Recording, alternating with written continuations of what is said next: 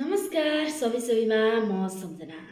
आज पनि मेरो भिडियोमा सबैलाई धेरै स्वागत छ मनैदेखि एकदमै मिठो माया पनि सँगै। आज चाहिँ विशेष गरेर सम्बोधन हामीले कसरी गर्ने त फरक भूमिकामा फरक तरिकाले सम्बोधन गर्नुपर्ने हुन्छ। त्यो अवस्थामा हामीले कसरी सम्बोधन गर्ने भन्ने नै सन्दर्भमा आजको भिडियो रहेको छ।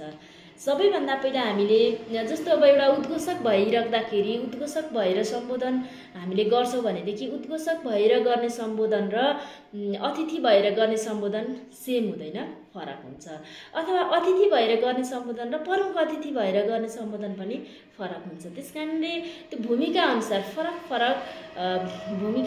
फरक तरिकाले कसरी सम्बोधन गर्ने त भन्ने नै आजको विषयवस्तु रहेको छ।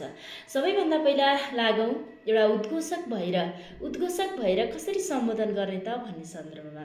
हामी यदि उद्घोषक भएर गइरहेका छौं, कार्यक्रम सञ्चालन गर्न गइरहेका छौं भनेदेखि त्यो अवस्थामा टक्क उभिएर हजुरले सम्बोधन गर्ने पर्ने हुन्छ। अब सम्बोधन गर्न कसरी गर्नुहुन्छ त भन्दाखेरि पहिला त अभिवादन गर्नुहुन्छ, सम्बोधन सँगै जोडेर आउँछ। अभिवादन गरिसकेपछि हामी सम्बोधनको पाठलाई जोड्ने हो। अभिवादनमा नमस्कार भनेर अभिवादन गर्छौं, त्यसपछि सम्बोधनलाई जोड्नुपर्छ हैन। सम्बोधनमा नमस्कार भनेर अभिवादन गरिसकेपछि त्यसपछि महिला तथा सज्जनबिनहरुमा भन्न सकियो हैन, महिला तथा सज्जनबिन भन्न सकियो। अथवा हामीले दर्शकबिन भन्न सकियो। अथवा के पनि भन्न सकिन्छ त भन्दाखेरि यहाँ उपस्थित सम्पूर्ण आदरणीय महानुभावहरुमा भनेर यसरी चाहिँ हामीले सम्बोधन गर्नुपर्छ एउटा उद्घोषक भएर जाँदाखेरि। अब त्यसै गरेर स्वागत मन्तव्य राख्नको लागि हजुर जाँदै हुनुहुन्छ, त्यो अवस्थामा हजुरले चाहिँ सम्बोधन कसरी गर्ने त? स्वागत मन्तव्य राख्न जाँदा सम्बोधन कसरी गर्ने त भन्दा सबैभन्दा पहिला हामीलाई के जान्नुपर्छ त भन्दाखेरि स्वागत मन्तव्य कसले राख्ने हो? आयोजकको तर्फबाट स्वागत मन्तव्य राख्ने कुरा भन्ने कुरा हामीले जानकारी हुनुपर्छ।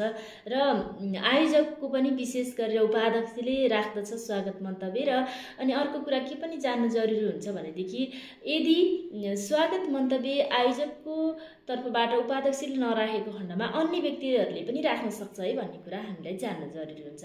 त्यसपछि अब पाला आयो सम्बोधनको। अब कसरी गर्छ त सम्बोधन भन्दाखेरि जस्तो अभिवादन गर्छ। अभिवादन गरिसकेपछि आजका यस कार्यक्रमका सभाध्यक्ष महोदय है, आजको यस कार्यक्रमका सभाध्यक्ष महोदय, प्रमुख अतिथिज्यू, विशेष अतिथिज्यू, अब धेरै हुनुहुन्छ भने विशेष अतिथिज्यूहरू भन्न सकिन्छ। एकजना मात्रै हुनुहुन्छ भने विशेष अतिथिज्यू भनेर भन्न सकिन्छ।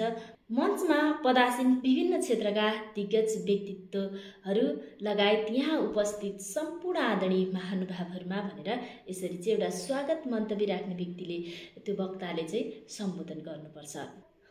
अब त्यसै गरेर अतिथि भइराख्दाखेरि कसरी उसले सम्बोधन गर्ने त? ऊ अतिथि भएर जाँदैछ बोल्न भनेपछि उसले सम्बोधन कसरी गर्ने त?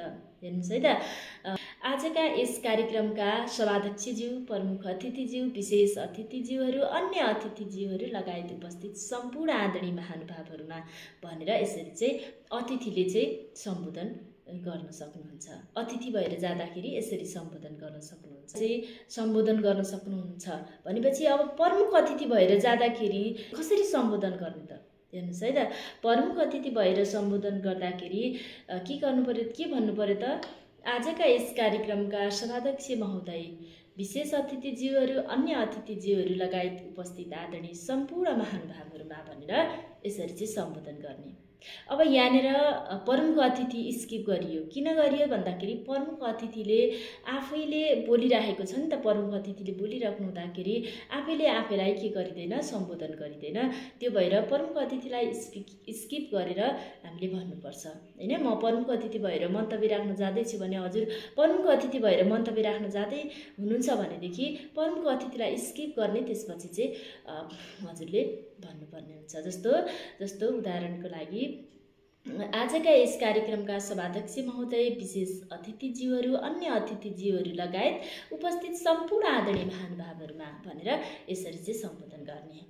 अब त्यसै गरी सभाध्यक्ष भएर हजुर स्वयं सभाध्यक्ष हुनुहुन्छ र सभाध्यक्ष भएर के गर्दै हुनुहुन्छ त? सम्बोधन गर्दै हुनुहुन्छ भने कसरी हजुरले सम्बोधन गर्ने त भन्दाखेरि आजका यस कार्यक्रमका प्रमुख अतिथिज्यू, विशेष अतिथिज्यूहरू, अन्य अतिथिज्यूहरू लगायत उपस्थित आदरणीय महानुभावहरूमा भनेर यसरी चाहिँ सम्बोधन गर्ने।